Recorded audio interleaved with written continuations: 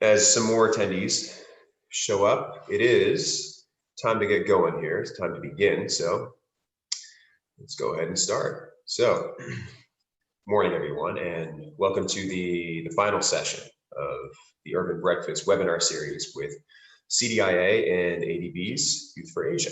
So I'm Ben Engelbach, and I'll moderate this session today. Before we get started, most of you know what CDIA and ADB Youth for Asia are, but we'll do a quick recap for anyone who is new.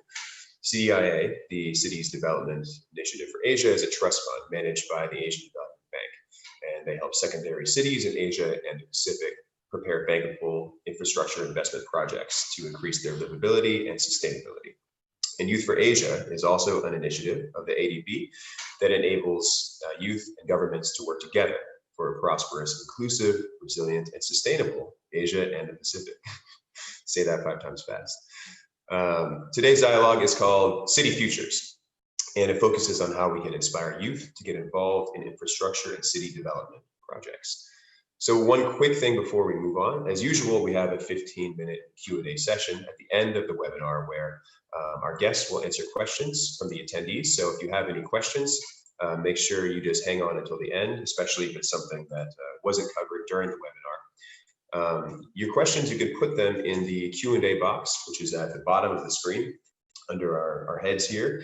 So put your questions in there. Don't put them in the chat. Just put them in the Q&A box so we can gather them all together and we can answer them later. And one more thing, if anyone you know wanted to attend this webinar but missed the registration, they can actually watch the live stream on YouTube right now, and the link to the live stream is in the chat box. So just copy that and send it out to anyone who wants to watch the show.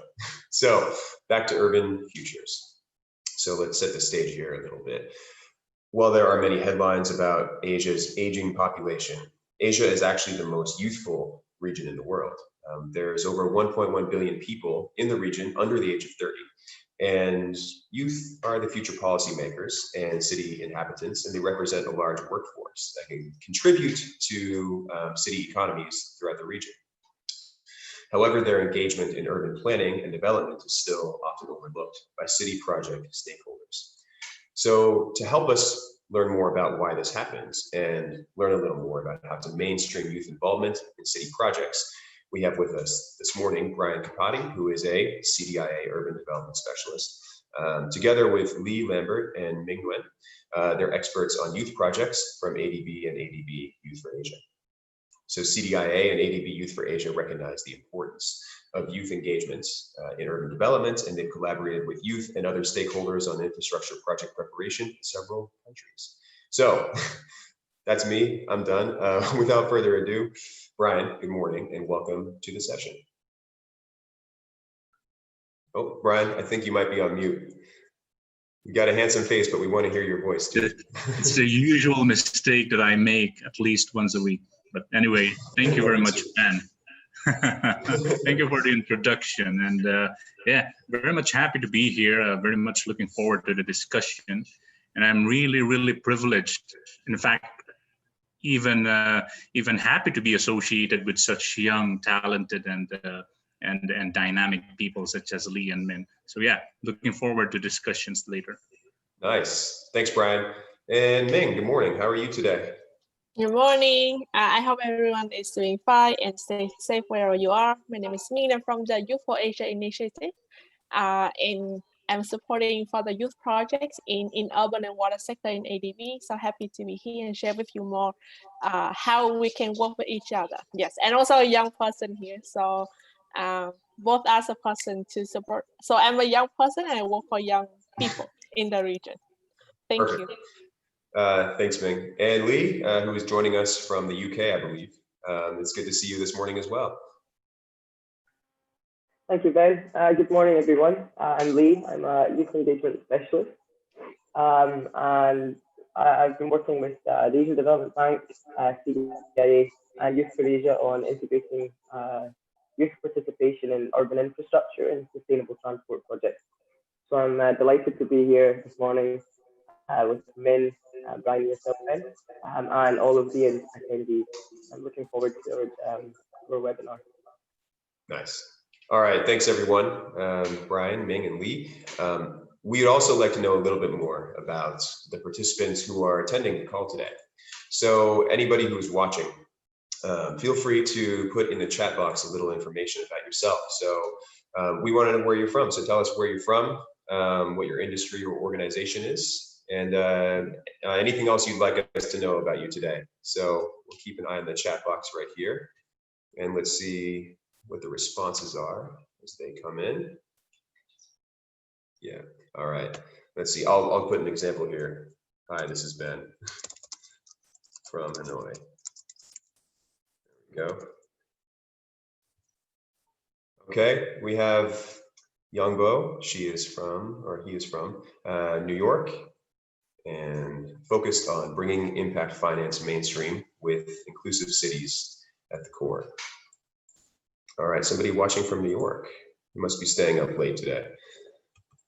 Yeah.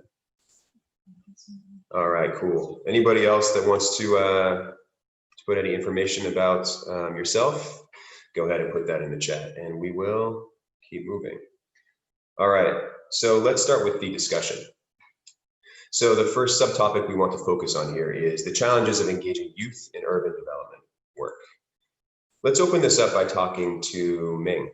Ming, why do you think young people should be more involved in creating equitable and livable cities in Asia and the Pacific? Thank you, Ben. I hear a bit like echo, so I don't know if it's only from me or how it is. Why do I think that young people should be more involved in urban development in Asia Pacific? So I believe that everyone shares that young people are the future of the world, right? Are the future of Asia and the Pacific. I might disagree with that a little bit. I don't think young people are only the future. They are also the presence of every single city in Asia and the Pacific. And look at the representation of Asia. It's more than 6% of the urban population in Asia Pacific is under 60. It's under 30. So that is a number, right? We have a lot of young people in cities. And number two, that young people have very specific characteristics to contribute to the development process. They are innovative, disruptive thinking, they are digital literate, they are resilient, resourceful, they are natural collaborator. They are caring and responsible citizens, and they are very good at influencing behavioral within their communities. So they have very specific characteristics, and acknowledge that youth is a transition period from a child, right, to an adult. So these characteristics might disappear when they're no longer a young person anymore. So like leveraging on those characteristics will be a strong poise to contribute to the development process of any cities in Asia and the Pacific. So yeah, like we have a lot of young people in city, and young people have specific contribution and characteristics to the development of urban in Asia Pacific. So that's why we should engage more young people in the development process. Great. Thank you. And building off of that, Lee, despite the demographics of there being 1.1 billion people under the age of 30 in Asia, why is youth engagement in urban development still limited? And what do you think are the challenges in getting young people involved? So I think one of the key things to understand is that youth engagement within urban development is still quite a relatively new concept for many cities, particularly in developing Asia. And therefore, it has not had the maturity of some other types of urban development practices. So there are some kind of general challenges that we see across the region, across many different countries and cities, and there's some that are more specific. So I think one of the things we see a lot is the fact that an urban development project is very complex. There's a number of different agendas and strategies, interventions, and also a number of different actors at different levels. So finding the role for young people to meaningfully engage within that complex architecture is slightly difficult. There's also one thing we noticed, I mean, touching upon when you mentioned the youth population, but also the aging population. in many cities, we see a generational divide and a bit of a disconnect between the leaders and local authorities who are in charge of, financing and implementing urban development projects, and the young people who are typically seen as beneficiaries. So because of that, we see a lack of opportunities for young people to play an active role in project planning, project design. There's limited educational and employment opportunities to build the capacity of young people in order to get a role in working with these types of projects.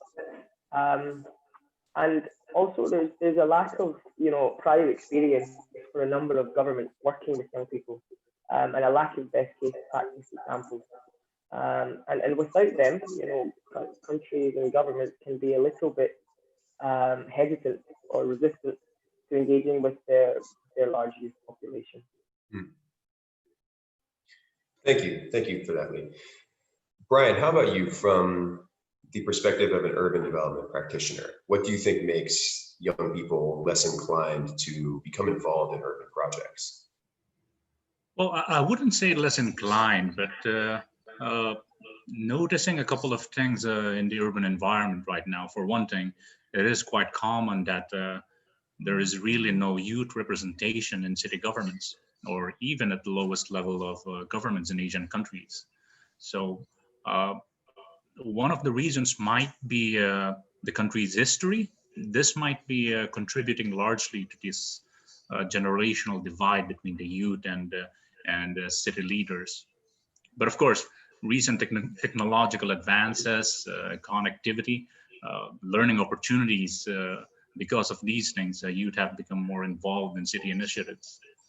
On the actual project side, what we have noticed is that usually, more often than not, professional positions in urban development projects far exceed the qualifications of any young professional. So on CDIA's side, we do tend to relax a bit about this, and we actually go a step further by encouraging you to apply actually to positions in CDIA projects. Nice. Thanks for that, Brian. For anybody who is just joining us at this webinar, we're talking about youth engagement in urban development projects with some representatives from CDIA and ADB Youth for Asia. The next question is for Ming from ADB Youth for Asia. Ming, do you have any perspective on the difference between working with youth in the past and working with them now? Do you think there might be a more conscious effort from the youth and the governments to be working together now? Definitely, I think everyone can see that there's a movement that young people are more mentioned in development activities, right? If you see in the past that we only see programs or projects that youth are beneficiaries, now we see youth are more considered to be partners in development. And you can also definitely see in the chat that a lot of programs are now mentioned to bring more young people into the development process. So you see in the past, right? For example, like young people are started from that they are assigned a certain task and they are informed about that. They are consulted and they're also informed about that. And then older generation, they initiate different activities and share the decision with young people. Now we see a lot of youth initiate their own initiative and directly their own initiative. But the highest level we want to see is that whether youth initiate their activities and share the decision back to elders, to government. So I think that is the highest level of participation that we want to see from young people, and how young people can work with government more collaboratively. So there's a lot of participation. We see more and more activities, and I think the biggest point is that now young people are more recognized as partners, not only as beneficiaries but partners for development. So that is the biggest movement. Yeah. Nice. Yeah, that's a very, very profound change and very important. Lee and Ming, could either of you share some more details about a successful experience you've had on working with youth in urban project?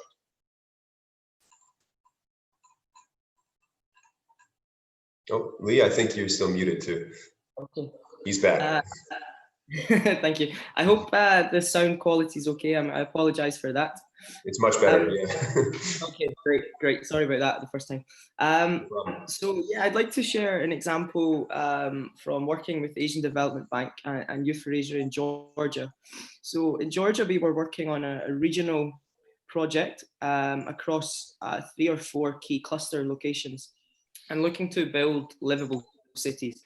So that means making cities which are equitable for all, environmentally sustainable, and economically competitive, sorry.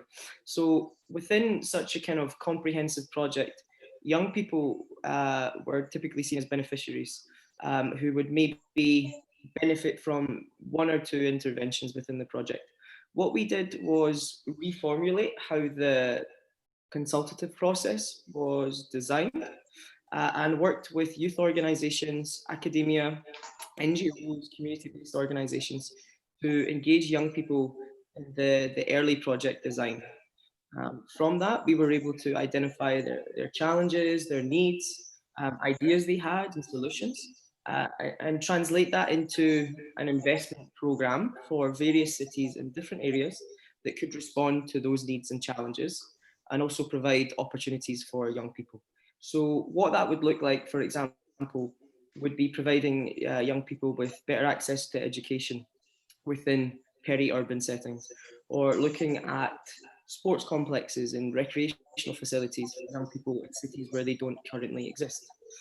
So we were able to do that by a kind of consultative process in which young people were given the platform to not only suggest their own ideas and their own perspectives, but we worked with them to facilitate actual strategies and actions whereby those young people play a role in the implementation of some of those projects. And that was something that's been quite successful in Georgia, and it's been replicated in some other cities. Thanks for that, Lee. Ming, did you have anything you wanted to add on to that? I also think that for me personally, urban is the space, right? So actually there are a lot of more things to do.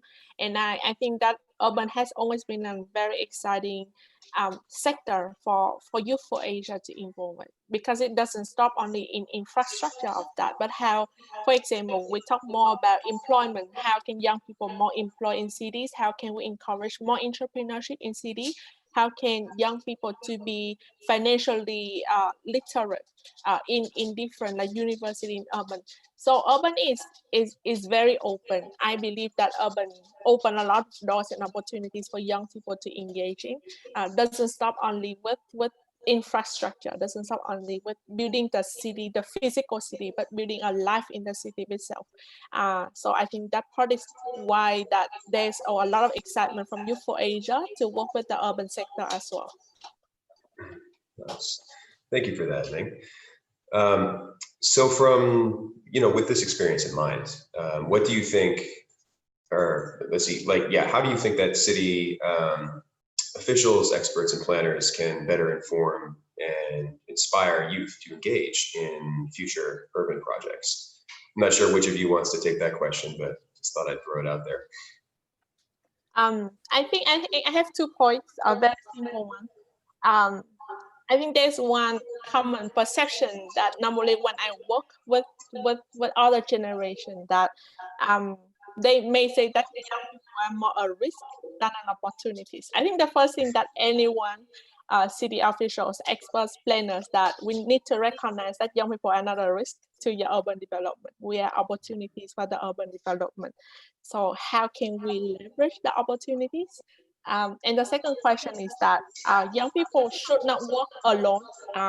Young people will be work best in a cross-generational environment when we have the opportunities to work with you, to work with city officials, expert planners. So don't put them alone. Don't just let them do whatever they want. So that's how we can leverage the strengths of each other. And those are the 2 things that we can set to think about it and how to work with young people more. Yeah, so we are opportunities, and we work best when we have you to be with us as a team and working together. Great.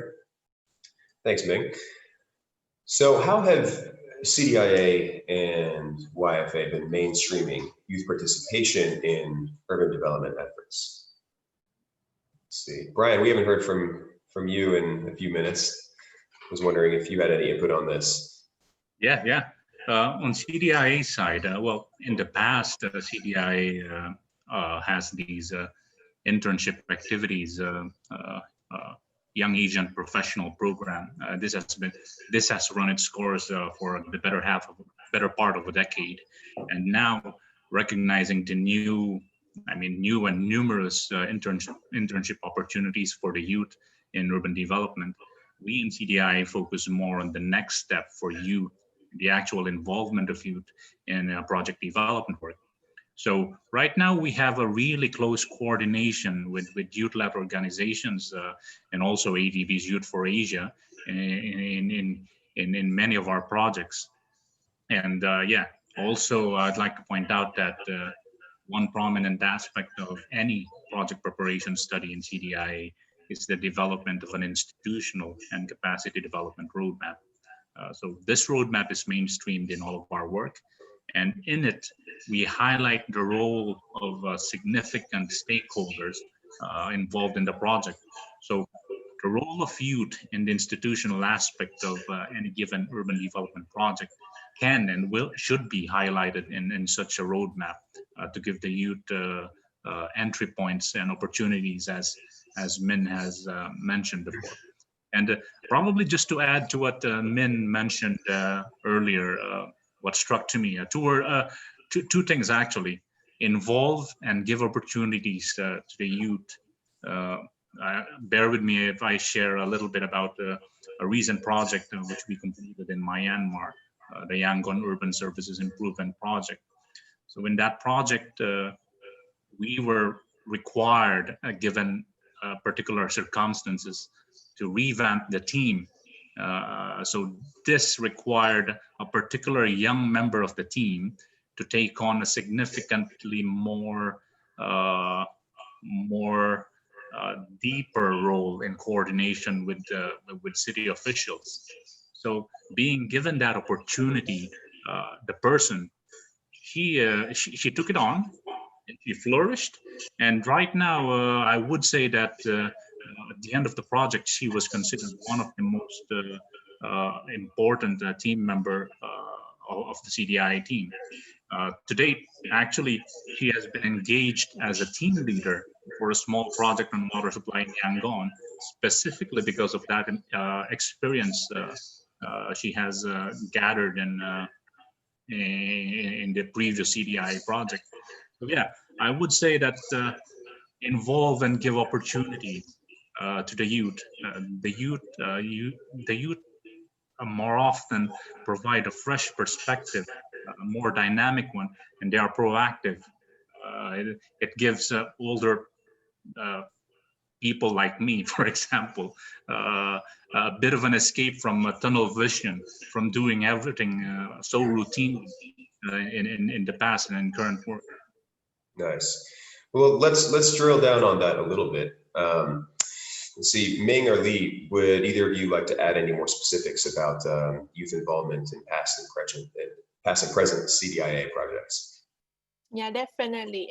Before going to that, I think there is a disclaimer a bit when we talk about young people, because I see in the chat, right, like that might be two definitions we might think they are the same. Number one is young professionals, and number two are youth.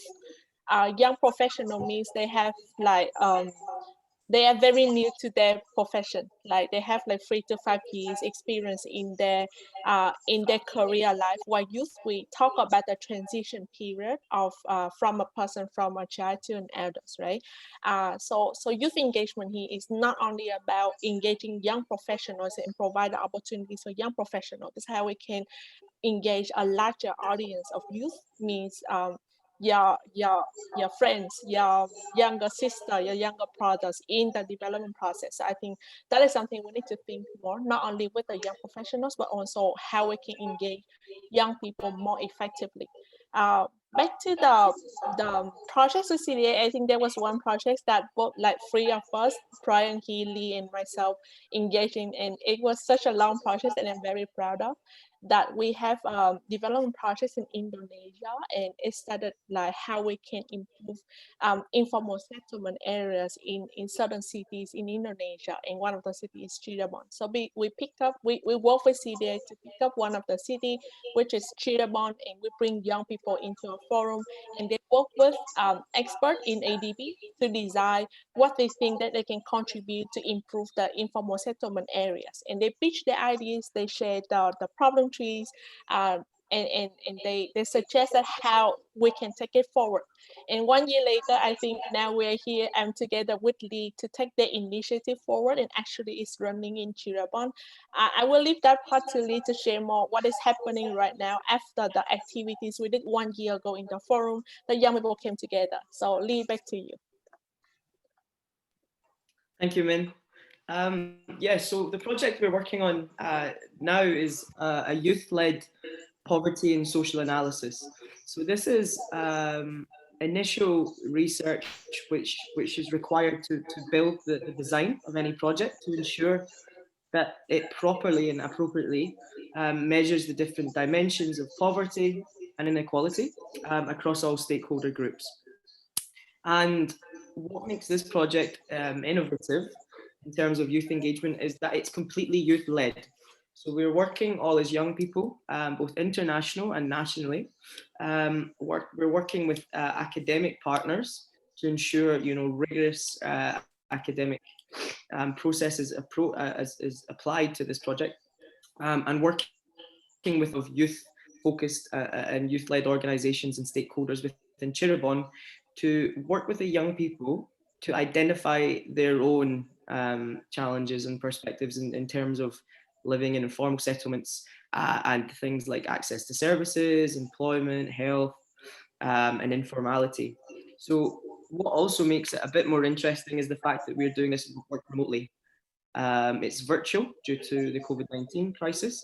And that brings in another element of where young people can add value. So by utilizing ICT tools and technology, which we know young people are perhaps more familiar with and also better at using, we're working using ICT apps and different technologies to solicit the inputs of young people to use that to inform project design.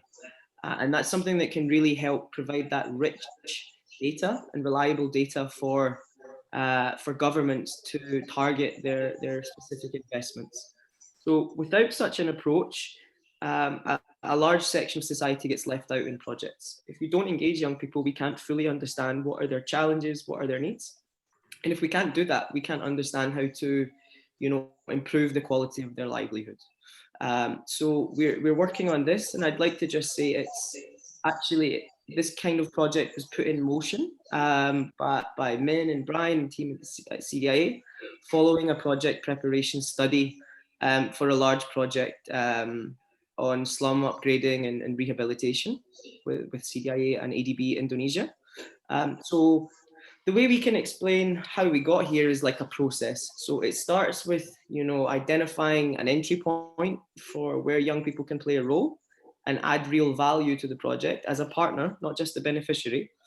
And as Min said, it's a long process. It's about 1 year. In my experience, it can be more. But it's about identifying that entry point and clearly showing to the cities, the role of young people and where it can be beneficial, and then working together to plan and strategize that and get us to the implementation stage now, whereby we'll work with young people to lead this research, and that will directly lead to targeted investments which address their challenges, and moving forward will improve their livelihoods. And we're quite excited to work on this one. Thanks so much for that, Lee. Ming, I know you have worked with CDIA as part of Youth for Asia. Would you mind briefly sharing some of your experiences of working with CDIA? What has that been like?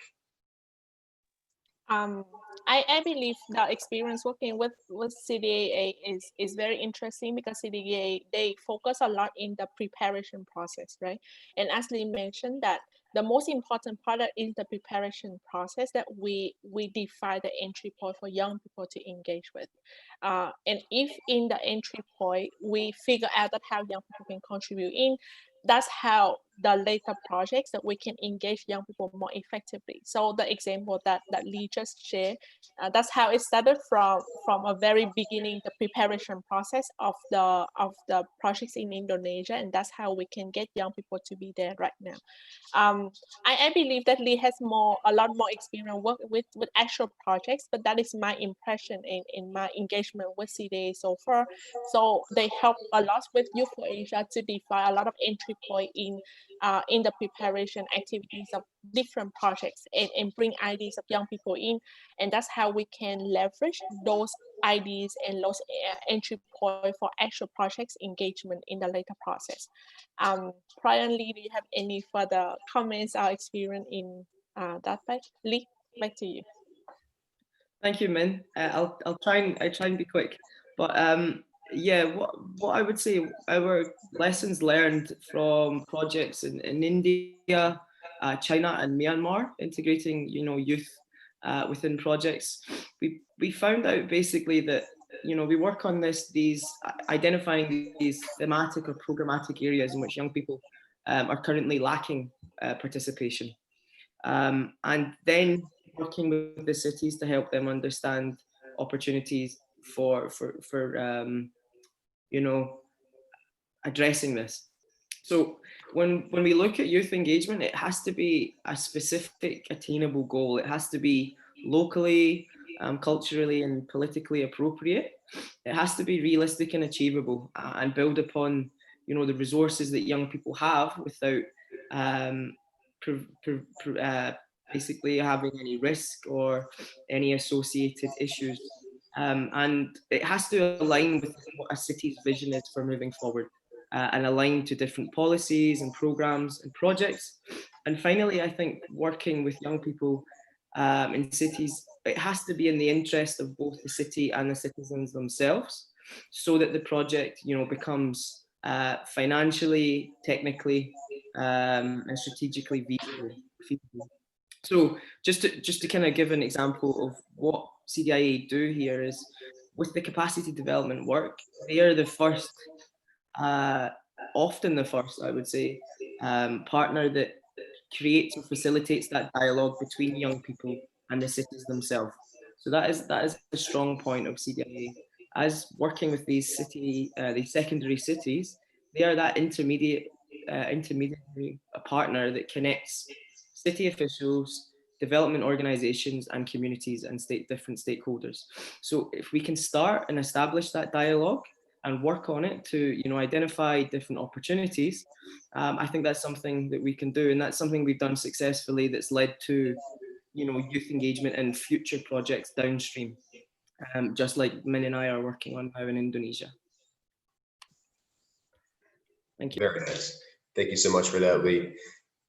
Well, Ming and Lee and Brian, thank you for your responses and inputs to these questions so far. It is time to shift gears and move to something a little different. As some of you watching might be aware, CDIA has been running a Better My City photo contest this month as part of their Urban October campaign. And what this contest is, it's an interactive photo contest that is also run by Youth for Asia, and it gives people the opportunity to submit photos of their cities, and they edit the photos to show what their visions will be for a better urban future, and then everybody gets to see them and pick which ones we think are the best. And so we've actually concluded this contest. At this point, we've received a lot of great entries from people across Asia, from places like Vietnam, Indonesia, Mongolia, Japan, Sri Lanka, and India. Brian, before we take a look at the winning photos, what does the Better My City contest mean for CDIA, and what are some of the next steps that CDIA will take after this? Oh, he's muted again. Personally, it really gives me the impression that the youth in Asia are very cognizant of the current shortcomings in their city landscape, in their city urban infrastructure. And as we have seen in the many entries, it was not easy choosing, by the way. They have a very good grasp of on initiatives or solutions to these shortcomings. To us in CDIA, this is the first step. Actually, it's a very, very good aspect of development work. Actually, recognizing the problem and having a goal to address it. And I would say between that problem and the solution, we are happy to say here in CDIA, we can help cities by providing, by bridging that gap between addressing these problems and the solution, and by providing a project preparation support that the city can use to justify and leverage financing for these projects. So in this case, we in CDI are still evolving, I would say. We have had a significant initiatives on youth engagement already in the past, but we're still looking for ways in order to improve our reach and involve the youth more in our projects. So we do have a good social media presence, and any updates that we may have on these improvements, we will roll out or inform everyone.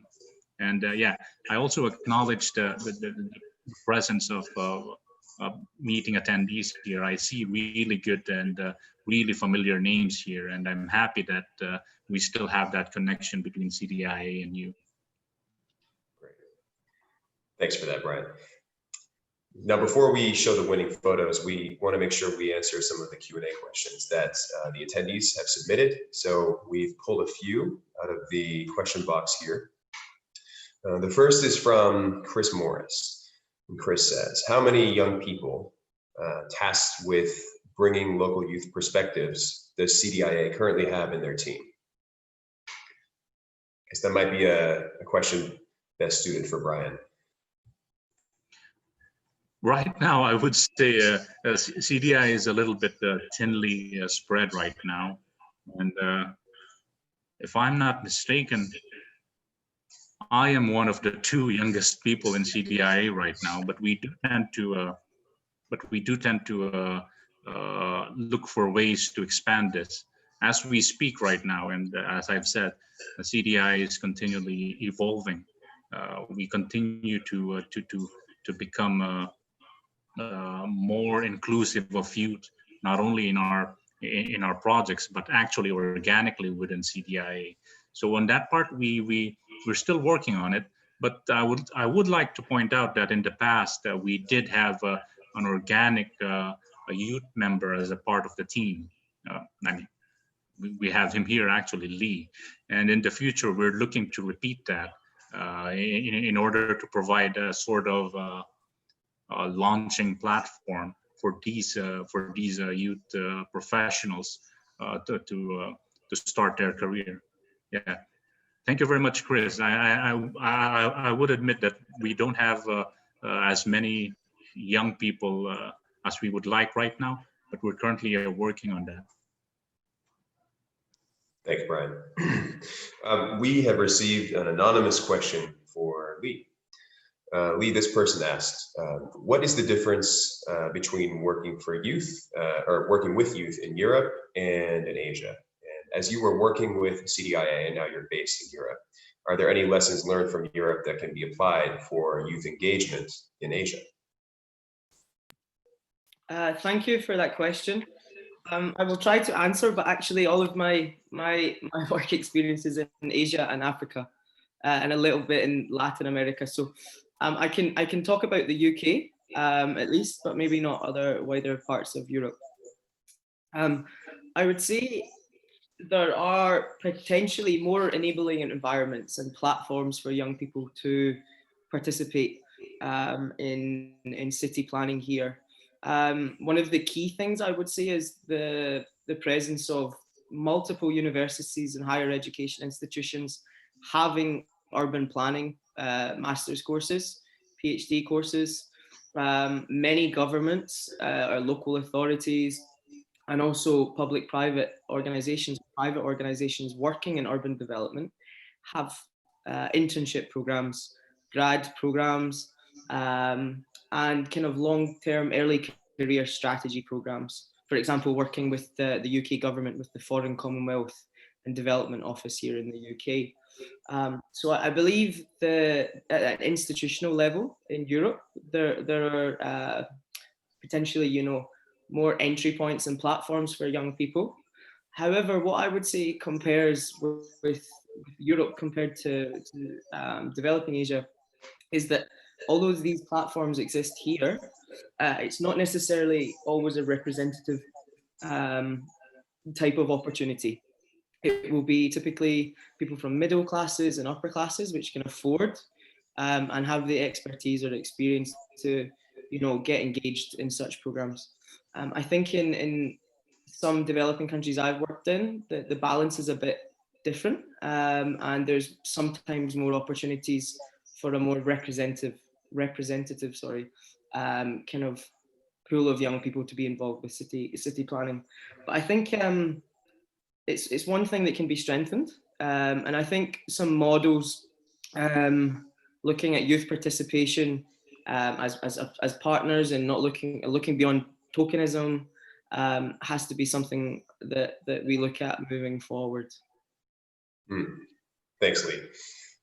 Now, there are some more questions that unfortunately we don't have a lot of time to get to. And what we'll do is what we usually do. We'll take those questions and we'll get them to the relevant experts and have them respond to those via email. So thanks everybody for submitting your questions. And with that, I think it's time for our special session here where we announce the winners of the Better My City photo contest. So to do that, we're going to put the photos up here where everybody can see them, and Brian is going to announce the winners. So there are two prizes. The first is the Expert's Choice Award, and that is awarded to the entry that displays what the experts consider to be the most creativity, practicality, and feasibility for their urban development vision.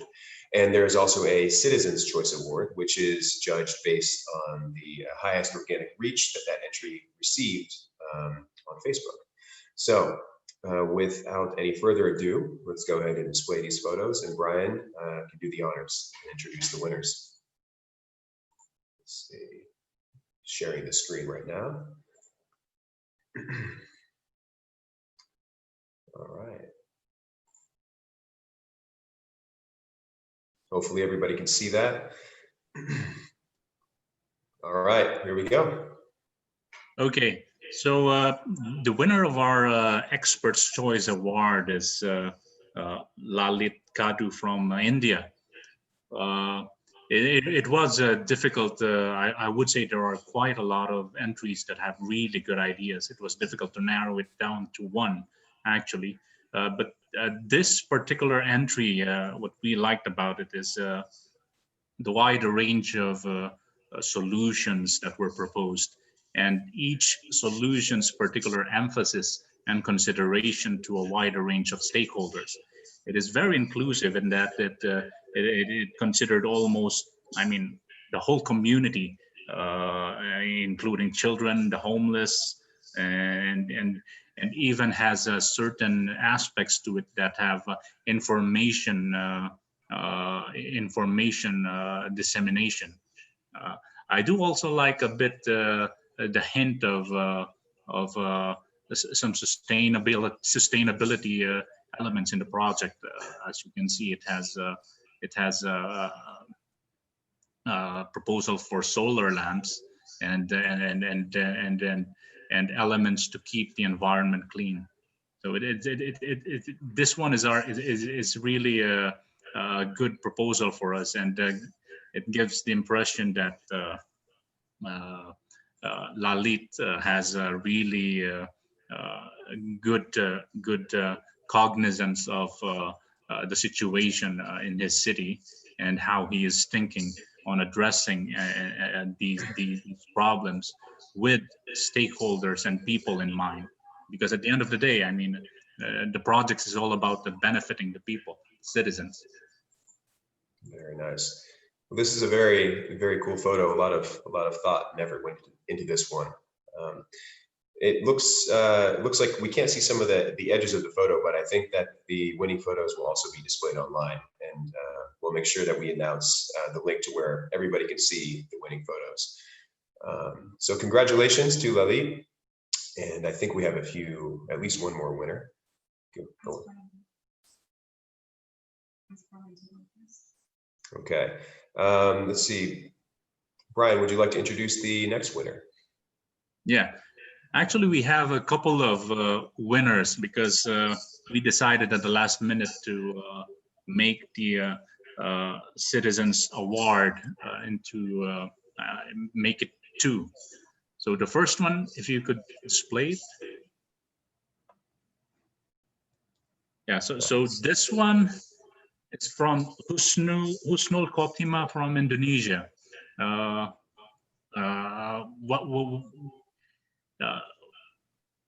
The thing that in addition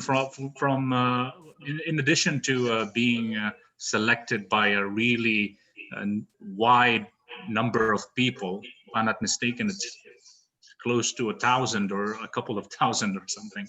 What I liked about this entry is its particular consideration to a very prominent problem in Indonesia. Indonesia is one of my favorite countries to visit, actually, and I am no stranger to traffic in Indonesia. And and this particular entry gives the importance on how to secure pedestrian infrastructure, particularly those close to institutions like school. So this one is a very good, very simple and very direct entry that I'm happy won this particular Citizens Award. And the next one. Congratulations to Husnul. We'll get the next one pulled up. Let's see. Oh, looks like the next one. Yeah, we're gonna pull it up right now. But that was nice that there's actually a few more winners, or at least one more winner. Oh, there it is. Yeah. So the second Citizens' Choice Award is from Christopher Gerale from the Philippines. As you, in addition to having been selected by the citizens, you could see there are quite a number of initiatives recommended here, and most of them are revolving around renewable energy and sustainability measures for the city. We are very much quite happy that that people have these in mind. People are cognizant of these solutions to pressing problems in cities, and then gives the impression also that the future is bright to have these young people proposing this. One thing I'd like to point out, in addition to, in particular to these Citizens' Choice Award, is how these people involved everyone, how these people showed everyone their ideas. But they got the most votes, they got the most comments, because they had their platform to share these. That's one of the particular strength of the youth today, is their proactiveness in sharing, in involving others, in selling themselves. So this is a very good and very important award also I'm looking at, and it's very much promising looking at the many entries we've seen. Yeah, this photo shows a lot of insights. Yeah, well, maybe Christopher needs to come work for CDIA. You never know. Let's see, Lee and Ming, did you have anything you wanted to say about these photos? Any comments? Yeah, I wanted to say, first of all, they were excellent, as were all of the entries, and it shows real, interest and enthusiasm from the young people across Asia. What I wanted to say was that looking at a comprehensive approach to urban development, where we look at environmental sustainability and economic competitiveness, you know, and social equity, I would say across all three of the winners, we've seen how those different, you know, different aspects of urban development come together by just looking at a cityscape like this and some of the different, you know, elements, I guess. And what I wanted to say was, from my experience, you know, using methods like this of looking at a place, like a place analysis, like a lot of these entries are, we have used such approaches to then design interventions and project improvements within different areas. So we did this in Vietnam when we looked at women's safety, and we asked young people to, you know, look at their streets, look at their roads, and identify what are the key infrastructural issues. Is the lighting poor? Is the walk path inaccessible? Does this particular area feel unsafe for women, and why? And we'd use that kind of approach to then feed into direct investments or infrastructure improvements that could improve, you know, safety and accessibility for women and girls in the metro. So this type of exercise is very useful, and it's something I would like CDIA and other organizations to do a bit more. And I would encourage all young people who want to share their ideas to communicate with myself and with the other specialists on this call, because there's always opportunities to share your ideas, and hopefully we can work together to, you know, use them to structure and then implement urban improvements in your cities. But well done, everyone. Really, really good. Thanks, Lee. Ming, any thoughts on these photos? No, I think they are brilliant. They are amazing. I hope that it will happen in reality, step by step. And don't forget to bring young people into that process. That is my hope. Awesome. Well, yeah, these photos, these winners are great. And once again, thank you for your submissions. Everybody who entered the contest, you've done a great job in your efforts to raise city awareness issues and bring them to the forefront. If you are a winner and you haven't received your email regarding the steps you need to take to claim your prize, make sure you check your spam folder in your email. It might be in there. Because I think the winners have all been contacted at this point. And there will also be a feature article covering the winners published on the CDIA and Youth for Asia websites. And that article will be released on World Cities Day, which is October 31st, so just a few days away. So keep your eyes peeled for that. And that article will also be in the CDIA bi-monthly newsletter as well. We'll also showcase the top 10, because there were a lot of great photos, and unfortunately there can only be one winner, but there's a lot of great photos that were in contention for the Expert's Choice Award, and those 10 photos will be displayed on CDIA's Facebook. So you can see the link to that in the chat right now. Well, I think that's actually the end of our Urban Breakfast webinar and the Urban Breakfast series. So thank you very much, Ming, Brian, Lee, for joining us this morning. Thank you for your time and your insights and all the preparation you did to make this happen. And thank you to all the attendees who showed up as well. Thank you for your attention and your questions. As we sign off here, we'd also like to thank CDIA's funders and supporters. They include the Asian Development Bank, the French Development Agency, AFD, the European Union, and the governments of Austria, France, Germany, and Switzerland.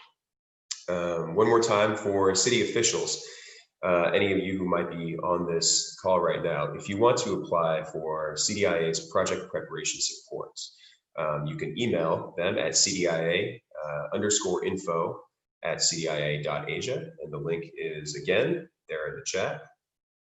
Also, everyone, make sure you keep an eye on CDIA's social media channels and website to see their continuing development work in Asia Pacific. Once again, a big thanks to Youth for Asia and Ming for helping out on this campaign this month. It was great to have you involved. So that's about it. Hope you guys had a great time at the webinar and have a great day. See you later. Thank you, everyone. Thank you. Thank you. Bye-bye. See ya.